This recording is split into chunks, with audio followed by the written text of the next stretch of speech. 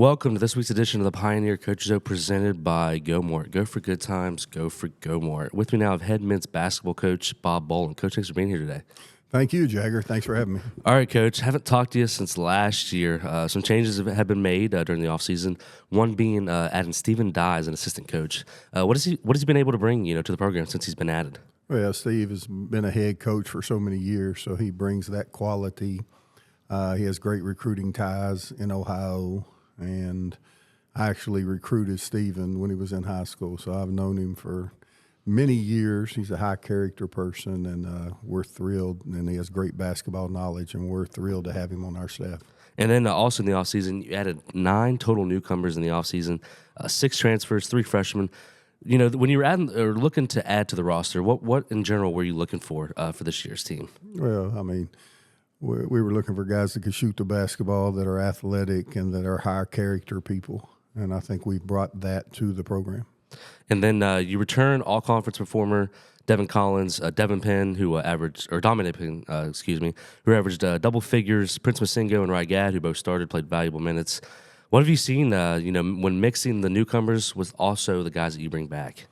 Well, I mean, those 4 had a tremendous preseason, and we're really excited about those guys coming back. And then now we have an injury to Rygad, and he was our most improved player. He worked so hard this summer, and he had 12 points in 17 minutes in a scrimmage before he got hurt.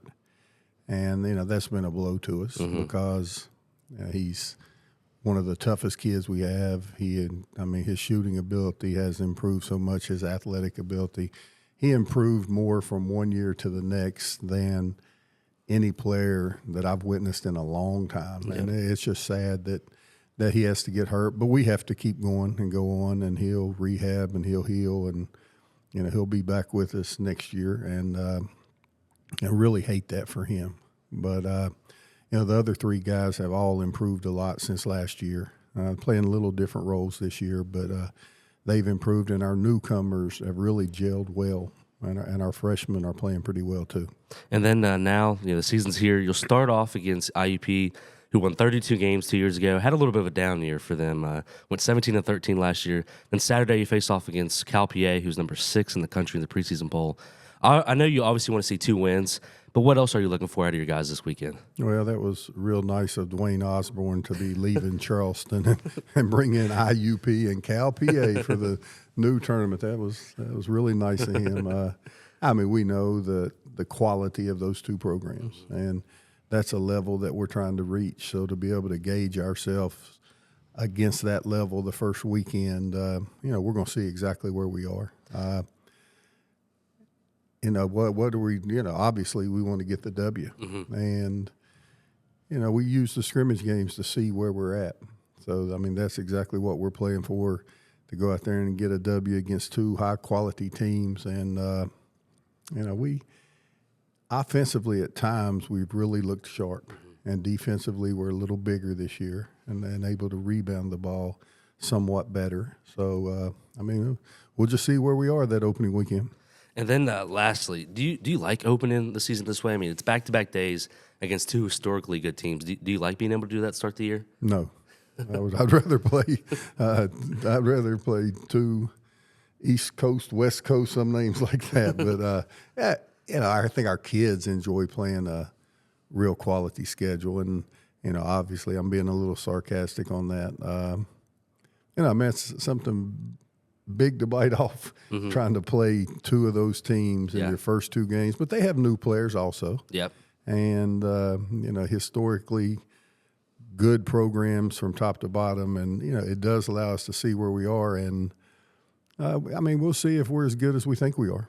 And, I am excited about playing those 2 teams.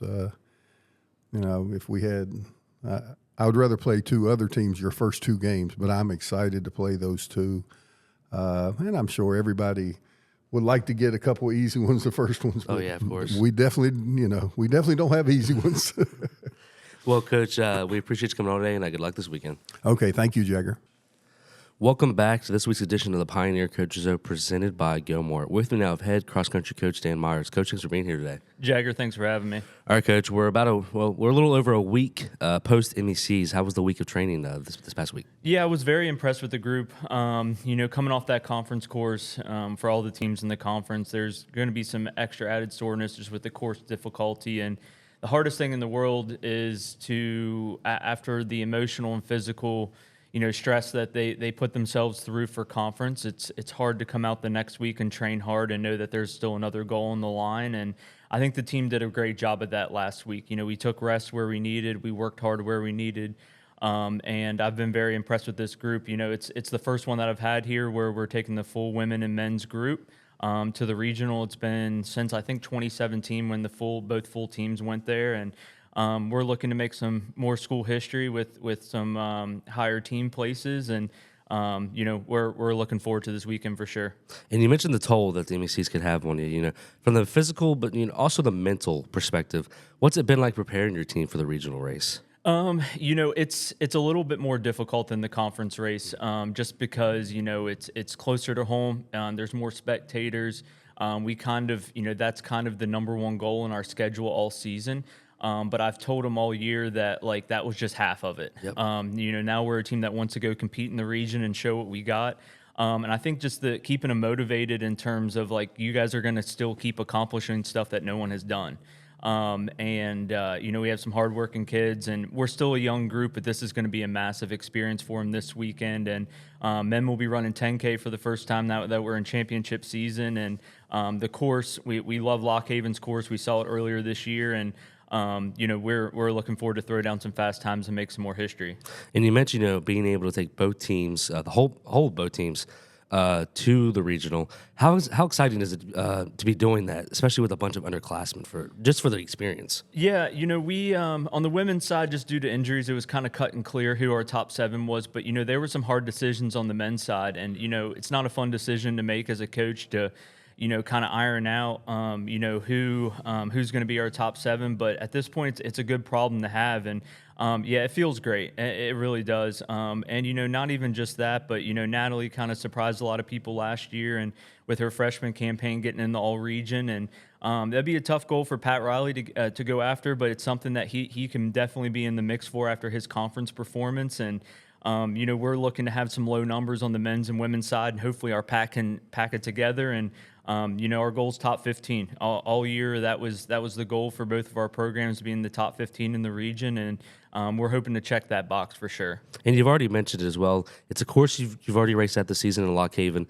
Expectations, and do you feel that since you've already raced there, that kind of helps you a little bit? Yeah, for sure. I definitely think for the girls who are running the exact same course, over 6K, and a lot of them had 5K PRs through the 6K. It was, it's probably going to be, that's probably the course where most of their lifetime PRs, 6Ks will come from. And, the girls kind of know where we kind of left some gaps out there before. And I think that we'll have some different people step up this week. And, for the men, they do another extra loop, but it's a lot of the same course. But yeah, it's definitely the familiarity with it. We'll be previewing the course again on Friday evening, and I think that our groups of, especially the upperclassmen, have been raced at Lock Haven a lot. So it's kind of feels like home in terms of a course that we've raced a lot. So we're definitely looking forward to it, and I can't state enough how proud I am of this group. No matter what happens this weekend, we've accomplished a lot, but I think there's still a little bit more out there for us to get, and we're still trying to scratch that itch. Well, Coach, we appreciate you coming on today, and good luck this weekend. Yep, thanks, Jagger. Thanks for having me. Welcome back to this week's edition of the Pioneer Coaches Show presented by GoMart. With me now, head volleyball coach Kiara Perkins. Coach, thanks for being here today. Thanks for having me. All right, Coach. Last week, lost 2 games. Fell to D&E 3-1. Frostburg State 3-0 on Friday. Even in the losses, you're still getting production from some underclassmen like Keely Crispin, Riley Tossing, and Denise Celine Yazar. What have you liked out of the freshmen? Yeah, definitely had some good production and stuff throughout this whole season. I mean, especially Keely Crispin. She's second in kills on our team right now. I think last week she had 10 kills for both of those games. Riley had a really good game too in our first game last week, and was 7 kills and no errors, which was definitely huge for Denise. She's definitely a threat up at the net. getting a lot of block touches and stuff, and that's been very helpful and crucial for running our defense. And then, oddly enough, you'll be home tonight due to Election Day tomorrow, and then you'll be at Washington Wesleyan on Friday night. What would you like to see out of your girls, as you reach the final 2 weeks of the season? As we are going into our last 2 weeks of this season, I think just coming in every single day, the cards didn't fold how we wanted them to this season, but, still going out there, still putting up a fight. Because really, going out there with that mentality, we have nothing to lose. That's usually when you get the most production too. So, well, Coach, we appreciate you coming on today, and good luck this week. Thank you. This fall, GoMart's got your chance to kick your tailgating game up a notch. Now through the end of October, enter GoMart's Get in the Game contest for your chance to win the ultimate tailgate package. Win a $200 GoMart gift card, tailgating supplies, a pop-up tent, a portable grill, and a cooler. It's everything you need to pregame for your favorite team. To be entered to win, head to your local GoMart and scan the QR code in-store. Visit the GoMart app or GoMart.com to learn more. Welcome back to this week's edition of the Pioneer Coach Show presented by GoMart. With me, I have head women's soccer coach J.R. Dodson. Coach, thanks for being here today. Thank you, Jagger. All right, Coach, this past week is a tough one. Two MEC Southern Division teams. You started out the week against Charleston. 1-1 at half. They score a goal about 15 minutes into the second half, get the 2-1 victory. Your thoughts on that game? It was just a good game. It was a good soccer game to watch. It was a good game to be a part of. I thought both teams played very evenly and a lot of heart from both sides, and we just came up on the short end of the stick that game. And then yesterday you had West Virginia Wesleyan at home, lost 1-0. I mean, it was a big game with big implications. It was a very evenly contested, hard-fought game. Just your thoughts, reaction on that game as well. Wesleyan played very well. They played very defensive, took the middle away from us, and we just didn't adapt well. We needed to focus on the outside channels, and we just couldn't get that done. But it was a good game. I don't know what the possession turned out, but I'm sure we had more possession. But that's not how you win games. You got to put the ball in the net, and we just came up short. And then this week, I mean, it's huge. You got to beat Concord. You got to have Wesleyan either lose or tie for you to get into the MC tournament. What's it going to take for you guys to take care of your side of the stick and get a win on Wednesday against Concord? We just play the way we've been playing. The girls are playing well. We started a little slow against Wesleyan, but it'll be my job these next 2 days to get them up, let them know that we still have something to play for, and I think we can beat Concord. I think it'll be a good match. I think it'll be a close match, and it's just going to be a dogfight to the end. But I just seen Charleston beat them 4-2, and I think the matchup will be very similar. How we play compared to how Charleston plays. So the game's there to win. Mm-hmm. Well, Coach, we appreciate you coming on today, and good luck this week. All right, thank you, Jack. Welcome back to this week's edition of the Pioneer Coach Show presented by GoMart. With me now, I have head wrestling coach Dylan Cottrell. Coach, thanks for being here today. Yeah, thanks for having me on. Excited after a pretty good weekend of Global State Wrestling. Yeah, you mentioned that you won the invite as a team. Had first place finishes in 8 of the 10 weight classes. You had 9 finalists. Just your thoughts on overall how the tournament went. Very happy with where we're at. We told the guys, after our scrimmages and everything that, when you wrestle these other guys, you're going to finally get to see where we're at and training-wise. And when you wrestle your own guys, it's kind of hard to see, your teammates are in the same shape as you. Mm-hmm. You're wrestling them every day. Yep. And we were telling them, these little things that you guys are doing and the sacrifices that you're making that seem tough right now, it's going to come to fruition Saturday, right? And you're going to see it on other teams on how much better shape you're going to be in, right? Multiple matches, you're going to be able to wrestle that because we wrestle so much during the weeks. And I think that happened for a lot of guys, right, where it kind of clicked like, hey, all this is, I feel better than these guys off the scale. I feel better than these guys at the end. And I think it helped us a lot, and we won some matches that maybe, we wouldn't have without that and being in better shape. And our guys, I felt through the day, just continued to gain confidence in matches. We had some guys in the first couple that seemed a little hesitant, and then by the end of the tournament, they're kind of firing off shots and getting to their offense, and so that's what you want. Obviously the results were really good, right? Like we talked about, Ashland was the returning regional champs, and I think we beat them by 101 points, right? And so, so the results were really good, but I was talking with the guys, and on that day we were a lot better than the teams there, but we were nowhere near where we needed to be as a group, right? Like, we have so much more that we can get out of some of those guys, whether that be just a higher attack rate, being more confident, the way that they're wrestling. But, I was talking to a couple people and actually my mom and girlfriend at the time about it, and, they were like very excited, and that was awesome and all this. And, the coach brain went to, it was, again, the results were amazing, but that's nowhere near how good those guys are, right? And that's what's kind of scary about this team of where they can go is if we can get that talent and how they're wrestling in the wrestling room to completely translate over, right? And it's not going to on the first match. You got to know that, right? So it was a really good start, but, that coach brain, you're kind of like, man, there's so much more, right, that that you guys do all the time in practice and positions you're finishing that you're messing up out here. So, yeah, we got a long ways to go, all right? And this week coming up is going to show kind of really where we're at. And we mentioned it last week, with the expectations, the scenery around the program right now, you got to see a lot of new guys in action, especially a lot of the transfers that you brought in. What'd you like out of those guys, especially the transfers?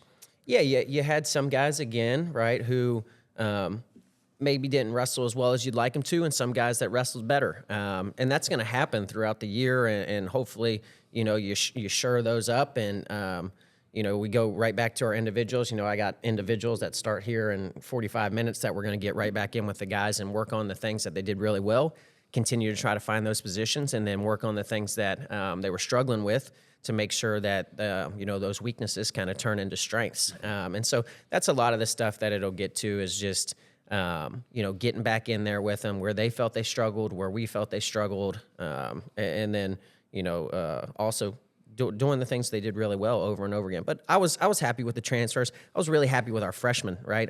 Some of our unattached guys who were wrestling. I think, they got in there and got some wins and got some gritty matches and kind of understood the level jump that it's going to be. Matthew McAfee wrestled really well at 133, lost to a guy who was a Pennsylvania placer twice maybe. The first round 7-6 came back, beat him in the Conti semis, I think 8-4. He looked really well at 33. Just a bunch of the freshmen, man. I was really, the transfers I kind of know what I was going to get out of them. Maybe a little surprise here and there, but more so the freshmen. I was really excited with how they came out and competed. And this group, they've just put their head down and really got a lot better already, and they're excited to be in the room, and that's what you want out of it. And our old guys are helping lead them in the right direction. So it's a good culture right now with everything. And I was excited for transfers and the freshmen. And I mean, could you have scripted a better start to the year? You win the tournament the way you did in dominating fashion. You're at home against regional opponents, like you mentioned, Ashland and other high-level programs. I mean, could you have scripted a better start? Well, 10 out of 10. Yeah. But no, it was great. It was great. It was a great start. It was a great event. There was some awesome wrestling from all the teams. Really excited that some of the new teams that we brought in this year with Finlay and Frostburg and, a couple others. And, Salem was here. One of my old wrestlers, Cole Hauser, was getting to coach, for the first time. And so that was cool. And, no, it was an awesome weekend. I'm glad it's over. That tournament's very stressful for me. And so I'm glad we're moving on, and we're getting into now that we're traveling some. And, that travel is good for the team of building a culture and the friendships and the relationships. And so, we're going to kind of get into that. It gets fun. But, man, it was an awesome weekend. I was very excited with the guys' attitude, the way they wrestled.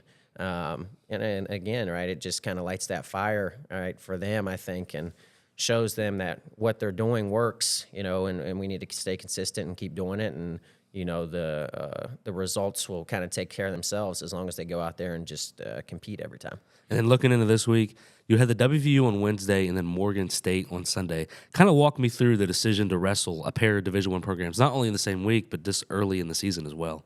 challenge our guys. You know, we knew we brought in a good team, and you know, this weekend it wasn't like it wasn't a challenge. There's good teams there, right? Millersville is always good. Ashland is the returning regional champs. They're ranked 25th in the country, right? Belmont Abbey's tough. Finlay's tough. You know, King, Emmanuel, all those teams that we brought in. That was a tough field, right? With a lot of good wrestling.